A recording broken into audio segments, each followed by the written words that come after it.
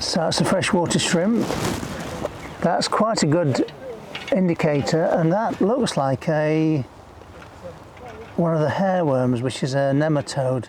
If it's got little whorls on the body like an earthworm, then it's an annelid, which are the segmented worms. If it hasn't, then it's a nematode, one of the round worms.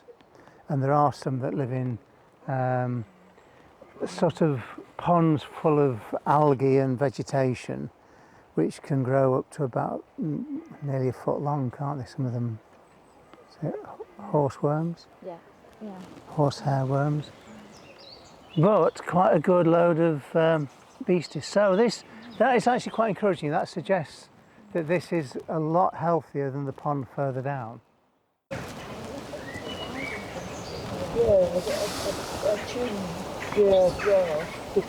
Oh, was that something? Yeah, a little worm. And there's one there as well. That's a little nematode of some sort. Little Dytiscus, couldn't it? It's not the great one, but it's got that sort of thing.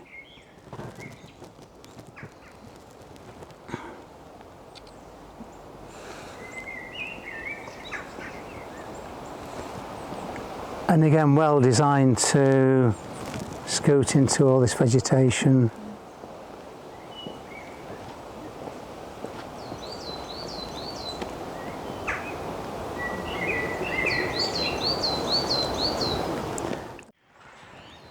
I've not seen a pond snail yet.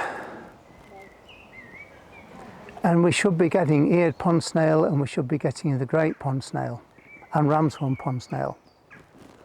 So why are they not here? That just seems really very, very strange.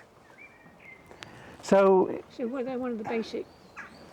Yeah, and you see, they are things that help break stuff down. But the basic problem is there's no aquatic vegetation apart from the sphagnum and some algae. We've got some lilies across here. Lilies, which are basically what we would call emergent, so they're coming out. Yeah, I mean, and again, we've got sphagnum in the bottom of the irises there. Yeah. That big one is Polytrichum. That's another big moss. Yeah. And then the one in the bottom with those rushes and the irises is a sphagnum, which we've got here as well. So this is the top pond, with little streams. It's a sort of dingley dell type, almost a Victorian Edwardian wild garden, typical creation. So it's going to be over 100 years old. Yeah. Typical sort of the grand houses to the west of Sheffield. It's almost mimicking the national park, Peak District, great greenstone boulders and little rock falls. So that's all nice, dingley dell, etc., etc. And all this liverwort, which are the flat-leaved ones, and the mosses there, these are going to be full of all sorts of interesting little arthropods. And again, we've got lots of little tubifex worms down on the bottom here in the muddy base. There's little tubes coming up, so there'll be a little annelid worm in those.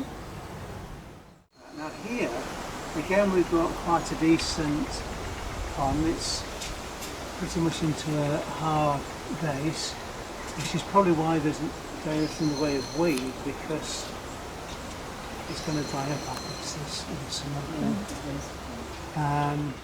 So we've got a situation now where we've got video footage of the watercourse with loads of water in it during the winter. Was it the winter? Yeah, during the winter. Okay, and quite clearly now the water is very much reduced, which I understand is something that happens every year here anyway. However, there is a further complication, that our catchment here is fairly tight.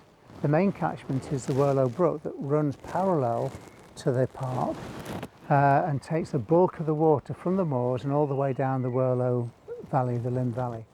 We're now right at the top of our little catchment.